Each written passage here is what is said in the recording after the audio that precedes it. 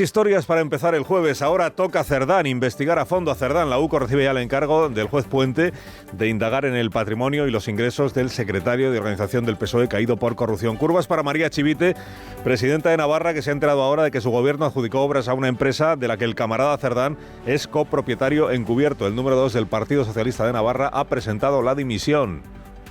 Sánchez en riesgo de descomposición. Los socios le ven tocado pero no hundido, que para eso están ellos, para ponerle precio al salvamento. Rufián le instó a jurar y perjurar que esta no es la Gürtel del PSOE y Sánchez eludió las dos cosas, jurar y perjurar. Dice La Razón que en el entorno más directo del sanchismo, o sea, del presidente, ya se contempla la hipótesis de la dimisión.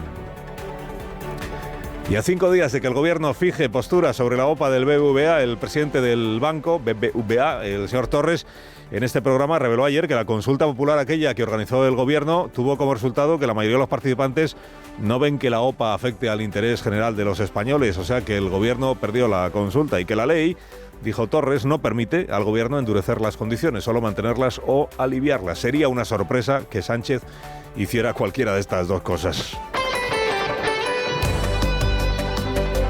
Bueno, otro que ha caído es el señor Alzorriz, es el número 2, o era el número 2 vicesecretario general, no es poca cosa, del Partido Socialista de Navarra, hombre extremadamente cercano a Santos Sardán, como también lo es, o lo era, hasta que pasó lo de la UCO la semana pasada, la presidenta de Navarra y responsable del PSOE en esa comunidad, la señora Chivite. Ha dimitido el señor Alzorriz porque, según reveló él mismo, su novia trabajó en Servinávar. Servinávar es Servinávar 2000, obras y servicios, creo que se llama.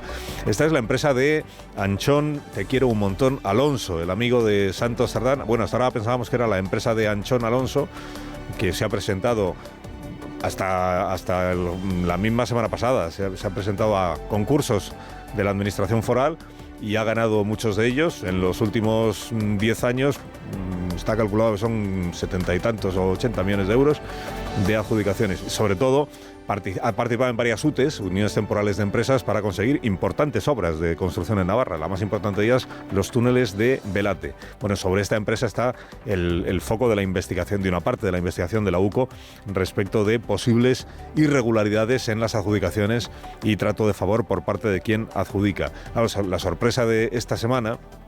¿Se acuerdan que hubo registros? Antes de que la semana pasada conociéramos el informe de la UCO sobre Santos Sardán, el martes se habían producido registros domiciliarios y en empresas investigadas por el juez del Tribunal Supremo. Uno de esos registros fue el domicilio de Ábalos, que ahí es donde estaba Anaís escondiendo el pendrive, la amiga del pero otro de los registros se produjo en la casa del tan Anchón Alonso. Y en el trastero de la casa, dijo la Guardia Civil, que estaba allí investigándolo todo, inspeccionándolo todo, se encontró con un maletín. Y al abrir el maletín, pues había unos documentos. Y uno de esos documentos era esta escritura del año 2016, escritura privada, que significa que no se le ha comunicado públicamente a nadie, pero que es un acuerdo entre dos personas.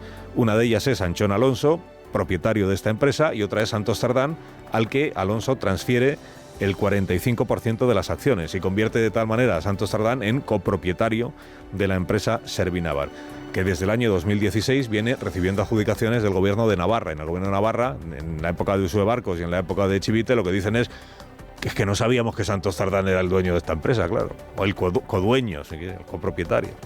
No sabíamos. Bueno, como la novia de Alzorriz, número 2 del Partido Socialista de Navarra, trabajó en esta compañía, pues él ha entendido, se lo comentó a María Chivite. María Chivite le dijo, hombre, esto me lo tenías que haber contado antes, y también le dijo, comparece ante la prensa y por favor presenta la dimisión, y eso es lo que hizo él. A través mía, conociendo a Anchón, tuvo que hacer un curso determinado para poder entrar y poder trabajar ahí, y a partir de ahí, en el 2024, salió de la empresa. A través de mí, mi novia conoce a Anchón, porque Anchón parece que tenía bastante trato, ¿verdad?, con Santos Sardán y también con el señor Alzorriz. Entonces le dijo, pues mira qué oportuno que tengo una vacante. Dice Alzorriz, tuvo que hacer mi pareja un curso para poder desempeñar ese puesto. Bueno, pues... Y luego ya pues empezó allí a trabajar. Entonces, ¿y este es el motivo para que él presente la dimisión? ¿No hay nada más que esto? ¿O es que Chivite intuye que hay algo más que esto?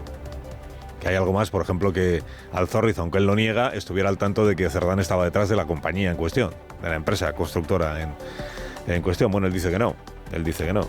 Igual que Cerdán dice que no, que él no es copropietario de nada y que él no tiene, y que sigue sin tener ningún miedo a la investigación. Y que ya tiene abogado, ha contratado a un abogado que fue, o sigue siendo, no sé, militante de la CUP, independentista en Cataluña. Bueno, Chivite, que por la tarde conoció la dimisión del señor Al-Zorri, de su número 2, por la mañana había comparecido para decir que ella tampoco hasta ayer sabía nada de que Cerdán estuviera detrás de Servinávar y que lo que ha hecho es encargar auditorías, que no van a dar abasto las auditoras en España con el Partido Socialista, no van a dar abasto, encargar auditorías y pedir al Departamento Jurídico del Gobierno de Navarra que se persone en el Tribunal Supremo para ver si puede ser acusación en la investigación que se sigue contra los Koldos, los Ábalos y compañía. La presidenta Chivite no adjudica obras. No soy yo quien adjudico las obras.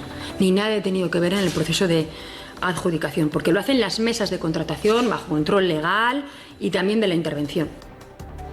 Bueno, la presidenta no adjudica, es verdad, pero otra cosa es que la presidenta al final sea responsable de todo lo que hace, responsable última, si se quiere, de todo lo que ocurre o pasa o hace en la administración que ella preside. Digamos que el caso Cerdán se convierte ahora ya también en el caso Cerdán vertiente Navarra.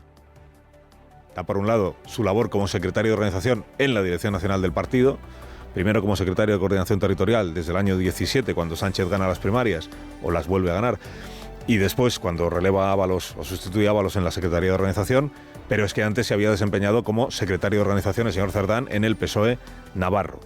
Y ahí pues hay una vía de investigación que la UCO también va a tener que continuar, incluida la posibilidad o la sospecha, o como poco la necesidad de investigar si cuando el secretario de Organización del Partido Socialista de Navarra estaba haciendo negocios con su amigo Anchón Alonso a través de Servinávar, si eso repercutía o no en la financiación del Partido Socialista de Navarra, aunque sea como línea de investigación. Claro, que es el secretario de Organización.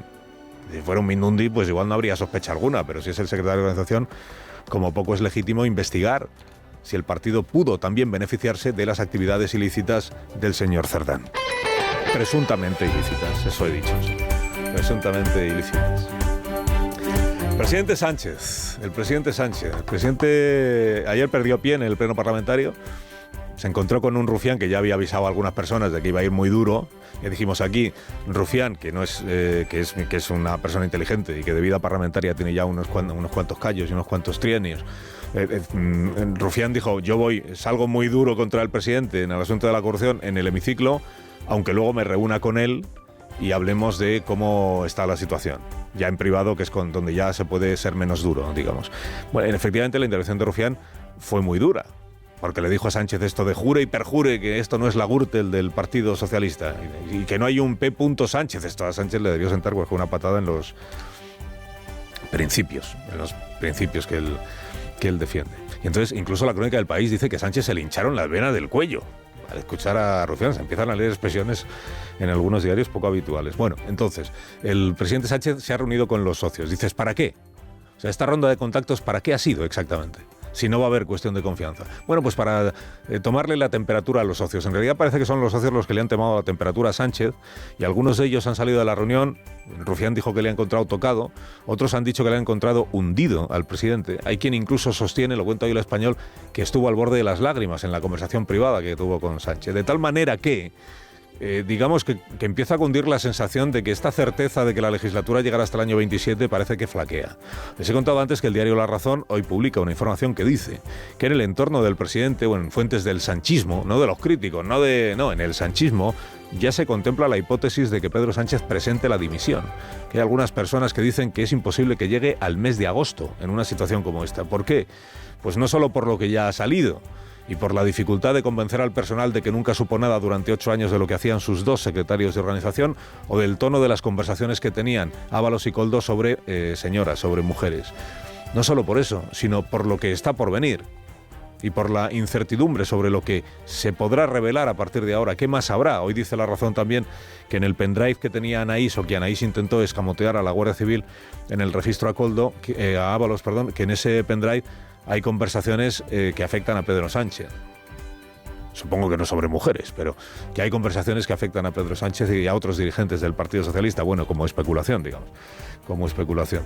De tal manera que el horizonte político del presidente, que por cierto, hoy ha suspendido toda su agenda, Bueno, su agenda de hoy consistía en asistir a la apertura del Congreso de Comisiones Obreras.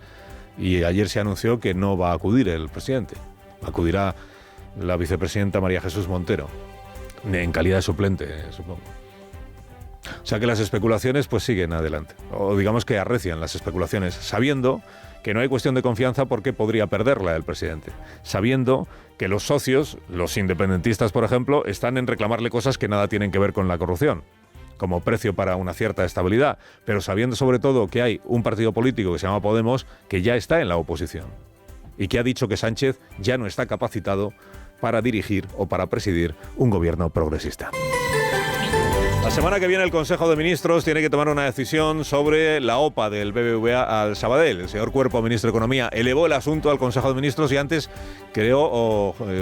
planteó esta consulta popular, una iniciativa pues creativa, una consulta popular para que todo el que sintiera que hay razones de interés general para estar en contra de esta OPA, pues lo manifestara en esa consulta. Ayer contó aquí el presidente del BBVA, señor Torres, porque el BBVA tiene la información que ha solicitado sobre el desenlace de esa consulta, que el público todavía no conoce, y que se supone que en algún momento hará público el gobierno también, que en la consulta, digamos, que ha salido en contra de lo que el gobierno seguramente hubiera deseado.